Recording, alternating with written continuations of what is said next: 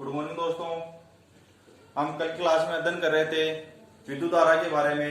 तो मैंने आपको बता दिया था दोस्तों कि विद्युत धारा होती क्या है। विद्युत आवेश के प्रवाह की दर को क्या बोलते हैं? विद्युत धारा बोलते हैं। और इसको किससे प्रदर्शित किया था दोस्तों? हमने आई से प्रदर्शित किया था। विद्युत धारा को आई से प्रदर्शित किया था। और दोस्तों मैंने आपको बताया था इसका मात्रक क्या होता है? एम्पियर होता है। विद्युत धारा का मात्रक क्या होता है दोस्तों? एम्पियर होता है। ये एक अदिश राशि होती है।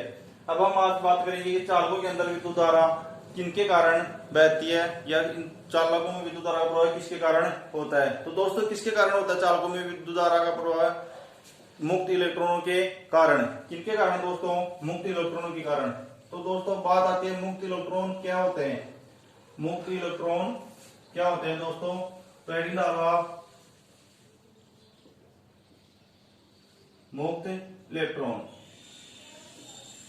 आपको एग्जाम में पूछ सकते हैं मुक्त इलेक्ट्रॉन किसे कहते हैं?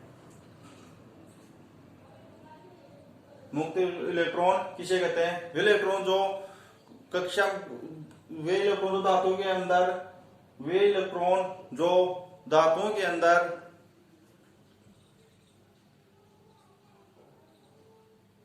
स्वतंत्रता पूर्वक गति करते रहते हैं।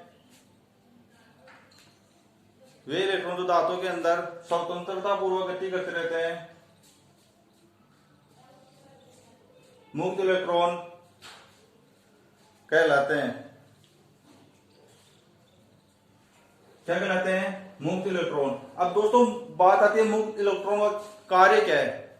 मुक्त इलेक्ट्रॉन क्या कार्य करते हैं? आवेश वाहकों का कार्य करते हैं। आवेश को एक स्थान से दूसरे स्थान तक ले जाने का कार्य कौन करता है? मुक्त इलेक्ट्रॉन करते हैं। तो मुक्त नीचे आप एक तीव्र चिन्ह लगा के लिखना, मुक्त इलेक्ट्रॉन आवेश वाहक का कार्य करते हैं। मुक्त इलेक्ट्रॉन आवेश वाहक का कार्य करते हैं।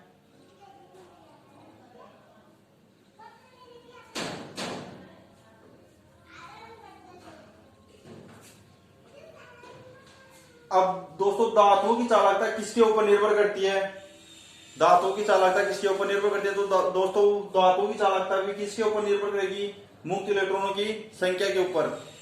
मुक्त इलेक्ट्रॉनों की संख्या जितनी अधिक होगी धातु की चालकता भी उतनी ही अधिक होगी।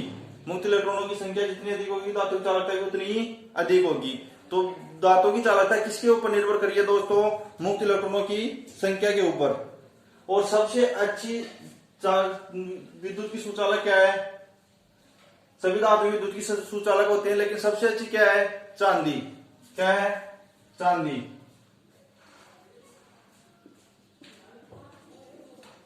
आपको एग्जाम में पूछ रहे विद्युत की सबसे अच्छी चालक क्या है? चांदी। फिर तांबा, सोना, एल्यूमिनियम। तांबा, सोना, एल्यूमिनियम आदि। अब हम बात करते हैं कि विद्युत की, ये तो क्या हो गई सुचालक। अब विद्युत की कुचालक कौन कौन से होते हैं दोस्तों? विद्युत की कुचालक आपको एग्जाम पूछ रहे विद्युत की चालक और कुचालक बताइए। तो विद्युत की सुचालक और सुचालक तो कौन से हो गई? चांदी, तांबा, एल्यूमिनियम, सोना आदि। अब कुचालक कौन कौन से हैं दोस्तों? कुचालक में लिखो कांच, मोम, अभ्रक आदि। ये क्या है के कुचालक। अब हम दोस्तों बात करते हैं, पहले नोट लगो आप।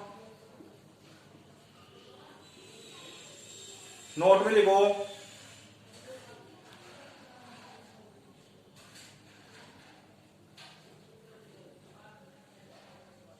द्रवों व गैसों में विद्युत का चालन। द्रवों व गैसों में विद्युत का चालन धन व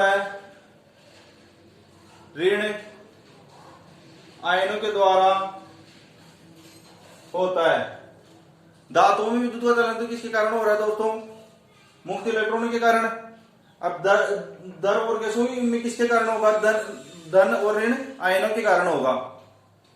अब हम बात करते हैं दोस्तों धारा घनत्व। धारा घनत्व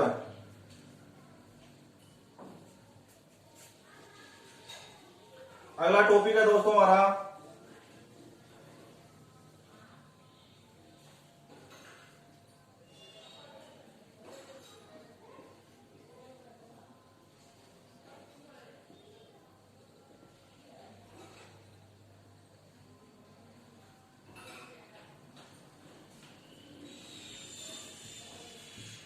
अगला टॉपिक है दोस्तों हमारा धारा घनत्व है। धारा घनत्व क्या होता है दोस्तों? किसी धातु के एकांक क्षेत्रफल के लंबवत बुझने वाली धारा को हम क्या बोलते हैं? धारा घनत्व बोलते हैं। तो इसमें लिखो दोस्तों, इसकी डेफिनेशन लिखो आप। किसी चालक के प्रति एकांक क्षेत्रफल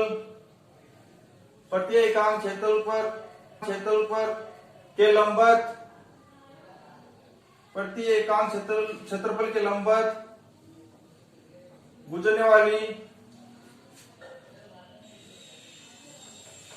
धारा को धारा घनत्व कहते हैं। तो दोस्तों धारा घनत्व किससे दर्शाते हैं? जैसे धारा घनत्व को जैसे प्रदर्शित करते हैं। तो जे इक्वल टू क्या होता है दोस्तों हमारा? I/A। प्रति एकांक क्षेत्रफल के लंबवत गुजरने वाली धारा को क्या बोलते हैं? धारा घनत्व बोलते हैं। J equal to I/A। अब दोस्तों इसका मात्रक क्या होता है? नीचे लिखना आप। धारा घनत्व का मात्रक, आपको इससे खुद को पता चल रहा होगा धारा घनत्व का मात्रक क्या होता है? I क्या है? धारा का मात्रक मैंने आपको कल क्या बताया था? एम्पियर। और A क्या है? क्षेत्रफल का मात्रक क्या होता है दोस्तों? Metre square. तो क्या होगा इसका मात्रक? J इक्वल टू एम्पियर पर मीटर स्क्वायर। लिख लो दोस्तों, धारा घनत्व का मात्रक एम्पियर पर मीटर स्क्वायर होता है।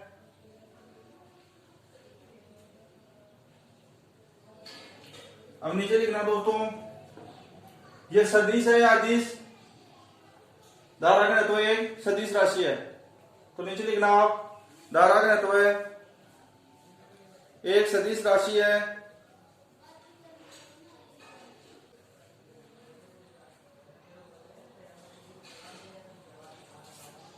धारा घनत्व एक सदिश राशि है। अब दोस्तों हम बात करते हैं इसकी डेफिनेशन में क्या कि किसी चालक के एकांक क्षेत्रफल के लंबवत गुजरने वाली धारा को क्या बोल रहे हैं? हम धारा घनत्व बोल रहे हैं। यदि ये क्षेत्रफल इस धारा के लंबवत ना हो, ये क्षेत्रफल ये इस धारा के लंबवत ना हो, तो उसका क्षेत्रफल एक कितना आएगा? जब ये एकांक क्षेत्रफल पहले कितना था? कैसे था? इस प्रकार था। ये धारा गुजरी है इधर से,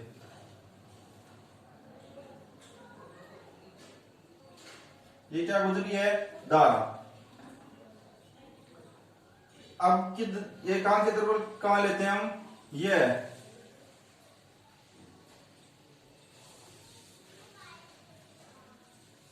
तो ये क्या बोल रहा है? यदि इसका एकांक क्षेत्रफल धारा के लंबवत ना होकर किसी कोण थीटा पर हो, एकांक क्षेत्रफल के लंबवत ना होकर, ये धारा एकांक क्षेत्रफल के धारा के लंबवत ना होकर किसी कोण थीटा पर हो, तो इसका मान क्या होगा? तो इसका दोस्तों मान A इक्वल टू आ जाएगा cos theta, A cos theta. तो दोस्तों नीचे लिखना आप, ये डायग्राम बना लो पहले। इससे डायग्राम बनाने के बाद में आप लिखना, यदि चालक का क्षेत्रफल A, यदि चालक का क्षेत्रफल A धारा के लंबवत न होकर धारा के